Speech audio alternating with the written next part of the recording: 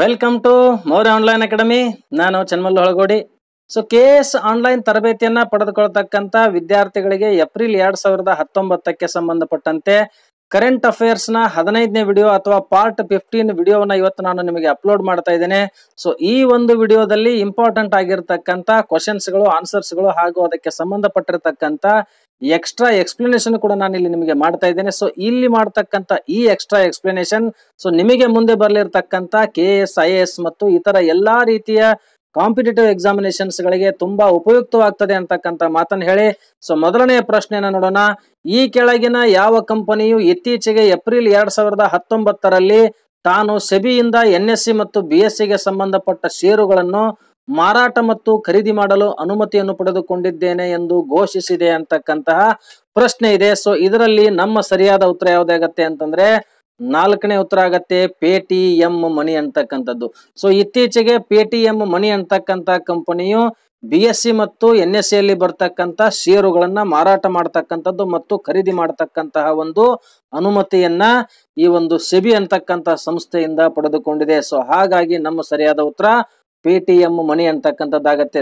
ಇಲ್ಲಿ BSE ಅಂದ್ರೆ Bombay stock exchange ಮತ್ತು NSE ಅಂದ್ರೆ ನ್ಯಾಷನಲ್ ಸ್ಟಾಕ್ ಎಕ್ಸ್ಚೇಂಜ್. ಇಲ್ಲಿ ಬರ್ತಕ್ಕಂಥ ಡಿಫರೆಂಟ್ ಟೈಪ್ ಆಫ್ ಷೇರುಗಳನ್ನ ಮಾರಾಟ ಮಾಡ್ತಕ್ಕಂಥದ್ದು ಮತ್ತು ಖರೀದಿ ಮಾಡ್ತಕ್ಕಂಥ ಒಂದು ಅನುಮತಿಯನ್ನ ಪೇಟಿಎಂ ಮನಿ ಈ ಏಪ್ರಿಲ್ 2019ನೇ ತಿಂಗಳಿನಲ್ಲಿ ಪಡೆದುಕೊಂಡಿದೆ. ಇದನ್ನ ಚೆನ್ನಾಗಿ ನೆನ್ಪಿಟ್ಕೊಳ್ಳಿ. ಇದಕ್ಕೆ ಸಂಬಂಧಪಟ್ಟಿರ್ತಕ್ಕಂಥ ಎಕ್ಸ್ಟ್ರಾ ಎಕ್ಸ್ಪ್ಲನೇಷನ್ ಕೂಡ ನಾನು ನಿಮಗೆ ಇಲ್ಲಿ ಕೊಟ್ಟಿದ್ದೇನೆ. ಈ ಮುಂಚೆ ಅಸೆಟ್ ಮ್ಯಾನೇಜ್ಮೆಂಟ್ ಅಥವಾ ಈ ಒಂದು ಇನ್ವೆಸ್ಟರ್ ಅಡ್ವೈಸರ್ ಅಥವಾ ವೆಲ್ತ್ ಮ್ಯಾನೇಜ್ಮೆಂಟ್ ಮತ್ತು ಇನ್ವೆಸ್ಟರ್ ಅಡ್ವೈಸರ್ ಅಂತಕ್ಕಂತಹ ಈ ಒಂದು ಕೆಲಸವನ್ನ ಮಾಡತಕ್ಕಂತಹ ಖಾಸಗಿ ಕಾರ್ಯನಿರ್ವಹಣೆ ಮಾಡತಕ್ಕಂತಹ ಅನುಮತಿಯನ್ನು ಕೂಡ ಸೆಬಿಯಿಂದ ಈ ಮುಂಚೆ ಪೇಟಿಎಂ ಮನಿ ಪಡೆದುಕೊಂಡಿತ್ತು. ಅಂತಂದ್ರೆ ಎದರಲ್ಲಿ ಇನ್ವೆಸ್ಟ್ಮೆಂಟ್ ಮಾಡಬೇಕು, ಹೇಗೆ ಇನ್ವೆಸ್ಟ್ಮೆಂಟ್ ಮಾಡಬೇಕು ಅಂತಕ್ಕಂಥದ್ರ ಬಗ್ಗೆ ಸಲಹೆಯನ್ನ ಕೊಡ್ತಕ್ಕಂಥದ್ದು ಕೂಡ ಒಂದು ಉದ್ಯೋಗ. ಆ ಉದ್ಯೋಗಕ್ಕೂ ಕೂಡ ಸೆಬಿಯಿಂದ ಅನುಮತಿ ಪಡೆದುಕೊಳ್ಬೇಕಾಗತ್ತೆ. ಅದಕ್ಕೂ ಕೂಡ 2018ರಲ್ಲಿ ಮಾರ್ಚ್ ನಲ್ಲಿ ಈ ಒಂದು ಪೇಟಿಎಂ ಮನಿ ಅಂತಕ್ಕಂಥ ಕಂಪನಿ ಅನುಮತಿಯನ್ನ ಸೆಬಿಯಿಂದ ಪಡೆದುಕೊಂಡಿತ್ತು. ಅದೇ ರೀತಿ ವೆಲ್ತ್ ಮ್ಯಾನೇಜ್ಮೆಂಟ್ ಅಂತಂದ್ರೆ ಸಂಪತ್ತು ನಿರ್ವಹಣೆ ಅಥವಾ ಅಸೆಟ್ ಮ್ಯಾನೇಜ್ಮೆಂಟ್ ಅಂತ ನಾವೇನು ಕರಿತೀವಿ. ಈ ಒಂದು ಕೆಲಸವನ್ನು ಮಾಡಬೇಕಂದ್ರೂ ಕೂಡ ಸೆಬಿಯಿಂದ ಅನುಮತಿ ಪಡೆದುಕೊಳ್ಬೇಕು. ಇದಕ್ಕೂ ಕೂಡ 2018ರ ಮಾರ್ಚ್ ನಲ್ಲಿ ಅನುಮತಿಯನ್ನ ಈ ಒಂದು ಪೇಟಿಎಂ ಮನಿ ಪಡೆದುಕೊಂಡಿತ್ತು. ಈಗ 2019ರ ಏಪ್ರಿಲ್ ನಲ್ಲಿ ಷೇರುಗಳನ್ನ ಮಾರಾಟ ಮಾಡ್ತಕ್ಕಂಥದ್ದು ಮತ್ತು ಖರೀದಿ ಮಾಡ್ತಕ್ಕಂಥ ಕೆಲಸಕ್ಕೂ ಕೂಡ ಸೆಬಿಯಿಂದ ಈ ಒಂದು ಪೇಟಿಎಂ ಕಂಪನಿ ಅನುಮತಿಯನ್ನ ಪಡೆದುಕೊಂಡಿದೆ. ಇದಕ್ಕೆ ಸಂಬಂಧಪಟ್ಟಿರತಕ್ಕಂಥ ಎಲ್ಲ ಅಂಶವನ್ನು ಒಂದು ಸಾರಿ ನೀವು ಇಲ್ಲಿ ಸರಿಯಾಗಿ ನೋಡ್ಕೊಳ್ಳಿ. ನೆಕ್ಸ್ಟ್ 2ನೇ ಕ್ವಶನ್ ಅನ್ನ ನೋಡೋಣ. ಇತ್ತೀಚೆಗೆ ಅತಿ ಹೆಚ್ಚು ಪ್ರಚಲಿತವಾಗಿರುವ ಫೆಬ್ರವರಿ 12ರ ಸುತ್ತೋಲೆ ಈ ಕೆಳಗಿನ ಯಾವ ವಿಷಯಕ್ಕೆ ಸಂಬಂಧಪಟ್ಟಿದೆ ಅಂತಕ್ಕಂತ ಪ್ರಶ್ನೆ ಇದೆ. ನೀವೆಲ್ಲ ಇತ್ತೀಚೆಗೆ ಬಹಳಷ್ಟು ಕೇಳಿರಬಹುದು ಈ ಫೆಬ್ರವರಿ 12ರ ಸುತ್ತೋಲೆ ಅಂತಕ್ಕಂಥದ್ದು. ಈ ಒಂದು ಸುತ್ತೋಲೆ ಎದಕ್ಕೆ ಸಂಬಂಧಪಟ್ಟಿದೆ ಅಂತಕ್ಕಂಥ ಪ್ರಶ್ನೆ ಇಲ್ಲಿದೆ. ಇದರಲ್ಲಿ ನಮ್ಮ ಸರಿಯಾದ ಉತ್ತರ ಯಾವ್ದಾಗತ್ತೆ ಅಂತಂದ್ರೆ 1ನೇ ಉತ್ತರ ಆಗತ್ತೆ ಸುಸ್ತಿದಾರ ಕಂಪನಿಗಳಿಂದ ಸಾಲ ವಸೂಲಾತಿ ಮಾಡಲು RBI ಹೊರಡಿಸಿದ್ದ ಕಠಿಣ ನಿಯಮಗಳ ಸುತ್ತೋಲೆ ಆಗಿದೆ ಅಂತಕ್ಕಂತಹ 1ನೇ ಹೇಳಿಕೆ ಏನಿದೆ. ಈ ಹೇಳಿಕೆ ಸರಿಯಾಗತ್ತೆ. ಯಾಕಂತಂದ್ರೆ RBI ಫೆಬ್ರವರಿ 12ರಂದು ಒಂದು ಸುತ್ತೋಲೆಯನ್ನ ಹೊರಡಿಸಿತ್ತು. ಯಾವ್ದಾದ್ರು ಒಂದು ಕಂಪನಿ ಸಾಲವನ್ನ ಮರುಪಾವತಿ ಮಾಡಲು ಒಂದೇ ಒಂದು ದಿನ ತಡ ಮಾಡಿದ್ರೆ ಅದನ್ನ ಸುಸ್ತಿದಾರ ಕಂಪನಿ ಅಂತ ತಿಳ್ಕೊಂಡು ಆ ಒಂದು ಖಾತೆಗೆ ಅದನ್ನ ನಾವು ಆ ಒಂದು ಲಿಸ್ಟ್ಗೆ ಅದನ್ನ ವರ್ಗಾವಣೆ ಮಾಡಿ ಸ್ಟ್ರಿಕ್ಟ್ ಆಗಿ ನಾವು ಸಾಲ ವಸೂಲಿ ಮಾಡೋದಕ್ಕೆ ಕ್ರಮ ಕೈಗೊಳ್ಳಬೇಕಾಗತ್ತೆ ಅಂತಕ್ಕಂಥ ಕಠಿಣ ನಿರ್ಬಂಧವನ್ನ ಒಂದು ನಿಯಮಗಳ ಒಂದು ಸುತ್ತೋಲೆಯನ್ನ ಇತ್ತೀಚೆಗೆ ಅದು ಹೊರಡಿಸಿತ್ತು. ಇದನ್ನ ಸುಪ್ರೀಂ ಕೋರ್ಟ್ ನಲ್ಲಿ ಪ್ರಶ್ನಿಸಲಾಗಿತ್ತು. ಸುಪ್ರೀಂ ಕೋರ್ಟ್ ಏನ್ ಹೇಳಿತು ಅಂತಂದ್ರೆ ಇಷ್ಟೊಂದು ಕಠಿಣ ನಿರ್ಬಂಧಗಳನ್ನ ವಿಧಿಸಿದರೆ ಕಂಪನಿಗಳು ಕೆಲಸ ಮಾಡೋದಕ್ಕೆ ತುಂಬಾ ಕಷ್ಟವಾಗತ್ತೆ ಅನ್ನೋ ಕಾರಣಕ್ಕೋಸ್ಕರ ಈ ಒಂದು ಸುತ್ತೋಲೆಯನ್ನೇ ಅದು ರದ್ದುಗೊಳಿಸಿ ಆದೇಶವನ್ನ ಹೊರಡಿಸುತ್ತೆ. ಹಾಗಾಗಿ ಇದು ಅತಿ ಹೆಚ್ಚು ಪ್ರಚಲಿತವಾಗಿ ಚರ್ಚೆಯಲ್ಲಿ ಇರತಕ್ಕಂತ ವಿಷಯ ಆಗಿರೋದ್ರಿಂದ ಇಂಥ ಪ್ರಶ್ನೆಯನ್ನ ಕೇಳತಕ್ಕಂತ ಸಾಧ್ಯತೆ ಹೆಚ್ಚಾಗಿರೋದ್ರಿಂದ ಈ ಒಂದು ಪ್ರಶ್ನೆಯನ್ನ ನಾನು ಇಲ್ಲಿ ನಿಮಗೆ ಕೇಳಿದ್ದೇನೆ. ಇದಕ್ಕೆ ಸಂಬಂಧಪಟ್ಟಿರತಕ್ಕಂತ ಎಕ್ಸ್ಟ್ರಾ ಎಕ್ಸ್ಪ್ಲನೇಷನ್ ಕೂಡ ನಾನು ನಿಮಗೆ ಇಲ್ಲಿ ಕೊಟ್ಟಿದ್ದೇನೆ. ಒಂದೇ ಒಂದು ದಿನ ತಡ ಮಾಡಿದರೂ ಅಂತ ಸಾಲ ಖಾತೆಗಳನ್ನ ಸುಸ್ತಿದಾರ ಖಾತೆಗಳಂತ ವರ್ಗೀಕರಣ ಮಾಡತಕ್ಕಂತ ಒಂದು ಕಠಿಣ ನಿರ್ಬಂಧವನ್ನ ಇದು ಹೊಂದಿರೋದ್ರಿಂದ ಸುಪ್ರೀಂ ಕೋರ್ಟ್ ಇದನ್ನ ರದ್ದುಗೊಳಿಸಿ ಆದೇಶವನ್ನು ಹೊರಡಿಸುತ್ತೆ. ನೆಕ್ಸ್ಟ್ 3ನೇ ಕ್ವಶನ್ ಅನ್ನ ನೋಡೋಣ. ಭಾರತವು ಇತ್ತೀಚೆಗೆ ಅಮೆರಿಕಾದಿಂದ ಖರೀದಿಸಲು ನಿರ್ಧರಿಸಿರುವ MH-60R ರೋಮಿಯೋ ಸಿ ಹಾಕ್ ಹೆಲಿಕಾಪ್ಟರ್ಗೆ ಸಂಬಂಧಿಸಿದಂತೆ ಈ ಕೆಳಗಿನವುಗಳಲ್ಲಿ ಸರಿಯಾದ ಹೇಳಿಕೆಗಳನ್ನು ಆಯ್ಕೆ ಮಾಡಿ ಅಂತಕ್ಕಂಥ ಪ್ರಶ್ನೆ ಇದೆ. ಇದರಲ್ಲಿ A ಮತ್ತು B 2 ಹೇಳಿಕೆಗಳನ್ನ ನಾನು ಕೊಟ್ಟಿದ್ದೇನೆ. ಮೊದಲನೇದಾಗಿ A ಹೇಳಿಕೆಯನ್ನ ನೋಡೋಣ. ಭಾರತೀಯ ನೌಕಾಸೇನೆಗೆ ಜಲಾಂತರ್ಗಾಮಿಯನ್ನು ಪತ್ತೆ ಹಚ್ಚಲು ಸಹಕಾರಿಯಾಗುವ ಹೆಲಿಕಾಪ್ಟರ್ ಇದಾಗಿದೆ ಅಂತಕ್ಕಂತಹ A ಹೇಳಿಕೆ ಇದೆ. ಈ ಹೇಳಿಕೆ ಸರಿಯಾಗಿದೆ. ಯಾಕಂತಂದ್ರೆ ನೀರಿನಲ್ಲಿ ಇರ್ತಕ್ಕಂಥ ಜಲಾಂತರ್ಗಾಮಿಗಳನ್ನ ಅಥವಾ ಸಬ್ಮರೀನ್ ಗಳನ್ನ ಪತ್ತೆ ಹಚ್ಚೋದಕ್ಕೆ ಸೊ ಈ ಒಂದು MH-60R ರೋಮಿಯೋ ಸೀಹಾಕ್ ಹೆಲಿಕಾಪ್ಟರ್ ತುಂಬಾ ಉಪಯುಕ್ತವಾಗಿರ್ತಕ್ಕಂಥ ಅತ್ಯಾಧುನಿಕ ತಂತ್ರಜ್ಞಾನವನ್ನು ಹೊಂದಿರತಕ್ಕಂಥ ಹೆಲಿಕಾಪ್ಟರ್ ಆಗಿರೋದ್ರಿಂದ ಸೊ ನಮ್ಮ ಮೊದಲನೆಯ ಎ ಹೇಳಿಕೆ ಸರಿಯಾಗಿದೆ. ಆಮೇಲೆ ಬಿ ಹೇಳಿಕೆನ ನೋಡೋಣ. ಅಮೆರಿಕದ ಬೋಯಿಂಗ್ ಏರ್ಕ್ರಾಫ್ಟ್ ಕಂಪನಿಯು ಈ ಹೆಲಿಕಾಪ್ಟರ್ ಅನ್ನು ಸಿದ್ಧಪಡಿಸಿದೆ ಅಂತಕ್ಕಂಥ ಎರಡನೇ ಹೇಳಿಕೆ ಇದೆ.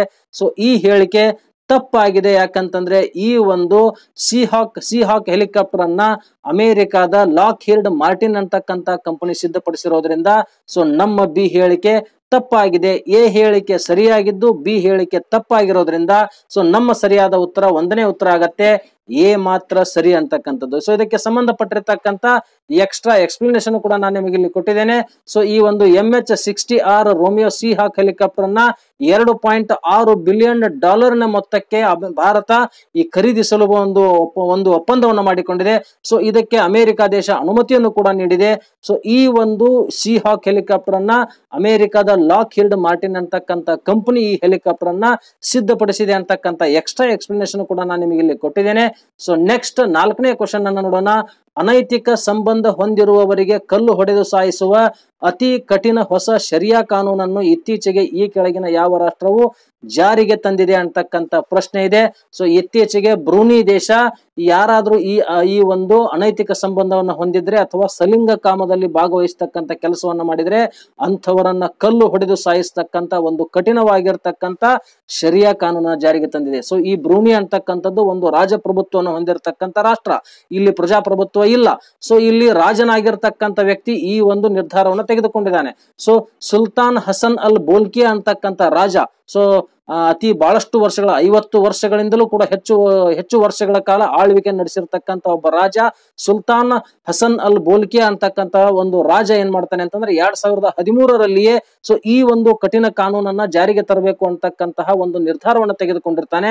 ಸೊ ಆದ್ರೆ ಅದನ್ನ ಇಂಪ್ಲಿಮೆಂಟ್ ಮಾಡೋದಕ್ಕೆ ತಡವಾಗಿ ಆದ್ರೂ ಕೂಡ ಈಗ 2019ರಲ್ಲಿ ಸೊ ಈ ಕಾನೂನನ್ನ ಈ ಬ್ರೂನಿ ಅಂತಕ್ಕಂಥ ರಾಜಪ್ರಭುತ್ವದ ರಾಷ್ಟ್ರ ಜಾರಿಗೆ ತರ್ತಾ ಇದೆ.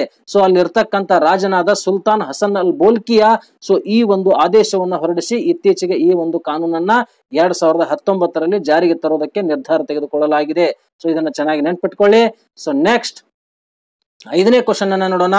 ಭಾರತವು ಇತ್ತೀಚೆಗೆ 5ನೇ ಅಟ್ಯಾಪಟ್ಯ ಸೌತ್ ಏಷ್ಯನ್ ಚಾಂಪಿಯನ್ಶಿಪ್ ಅನ್ನು ಗೆದ್ದಿದ್ದು ಈ ಕೆಳಗಿನ ಯಾವ ರಾಷ್ಟ್ರವನ್ನು ಫೈನಲ್ ನಲ್ಲಿ ಸೋಲಿಸುವುದರ ಮೂಲಕ ಚಾಂಪಿಯನ್ ಆಗಿದೆ ಅಂತಕ್ಕಂಥ ಪ್ರಶ್ನೆ ಇದೆ. ಸೊ ಇತ್ತೀಚೆಗೆ ಭಾರತ ದೇಶ ಈ ಒಂದು ಅಟ್ಯಾಪಟ್ಯ ಅಂತಕ್ಕಂಥ ಒಂದು ಕ್ರೀಡೆ ಏನಿದೆ ಸೊ ಅದರ ಒಂದು ಸೌತ್ ಏಷ್ಯನ್ ಚಾಂಪಿಯನ್ಶಿಪ್ ನಲ್ಲಿ ಸೊ ಚಾಂಪಿಯನ್ ಆಗಿ ಹೊರಹೊಮ್ಮಿದೆ. ಸೊ ಅದು 5ನೇ ಒಂದು ಈ ಚಾಂಪಿಯನ್ಶಿಪ್ ನಲ್ಲಿ ಯಾವ ರಾಷ್ಟ್ರವನ್ನು ಸೋಲಿಸಿ ಚಾಂಪಿಯನ್ ಆಗಿದೆ ಅಂತಕ್ಕಂಥ ಪ್ರಶ್ನೆ ಇಲ್ಲಿದೆ.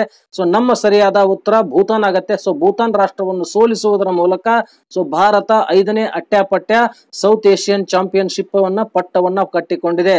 ಸೊ ಇದಕ್ಕೆ ಸಂಬಂಧಪಟ್ಟಂತೆ ನಾನು ಎಕ್ಸ್ಟ್ರಾ ಎಕ್ಸ್ಪ್ಲನೇಷನ್ ಕೂಡ ಇಲ್ಲಿ ಕೊಟ್ಟಿದ್ದೇನೆ. ಸೊ ಈ ಒಂದು ಕ್ರೀಡೆಯಲ್ಲಿ ಭಾರತ, ಭೂತಾನ್, ನೇಪಾಳ, ಬಾಂಗ್ಲಾದೇಶ್, ಶ್ರೀಲಂಕಾ ಮತ್ತು ಮ್ಯಾನ್ಮಾರ್ ನಂತ ಇಂಪಾರ್ಟೆಂಟ್ ರಾಷ್ಟ್ರಗಳು ಕೂಡ ಭಾಗವಹಿಸಿರ್ತವೆ.